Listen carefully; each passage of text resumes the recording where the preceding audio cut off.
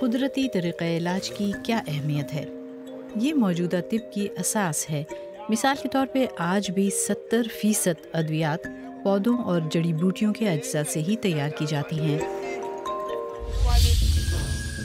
قدیم مقامی باشندے ہزاروں سال سے طب نباتات کا استعمال کرتے آئے ہیں۔ بہت سے حکیم آج بھی پتے، پھل، پھول، جڑی بوٹیاں اور کھالیں استعمال کرتے ہیں۔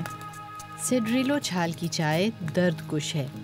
کینگروسا کے پتے سر درد دور کرتے ہیں اور پرونس افریقی کی چھال پروسٹیٹ کینسر کے خلاف مؤثر ہے۔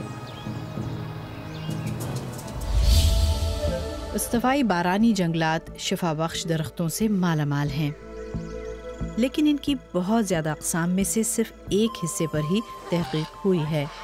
اسی وجہ سے سائنسداں یہاں نئی ادویات کی تلاش میں ہیں۔ یہ مقامی قبائل کو نسل در نسل منتقل ہونے والے علم میں دلچسپی رکھتے ہیں۔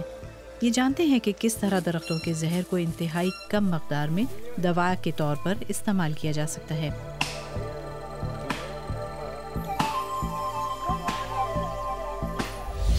قدرتی طریقہ علاج میں صرف ادویات ہی شامل نہیں، بہت سے لوگوں کے لیے فطرت میں بھی شفا ہے۔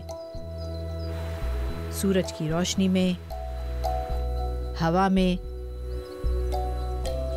یا پھر پانی میں، جیسے کہ واٹر تھراپی کے ذریعے جسم میں توانائی کا احیاء۔ اسی طرح غذا کے بھی صحت پر گہرے اثرات مرتب ہوتے ہیں۔ قدرتی طریقہ علاج میں چین کی روایتی طب بھی شامل ہے۔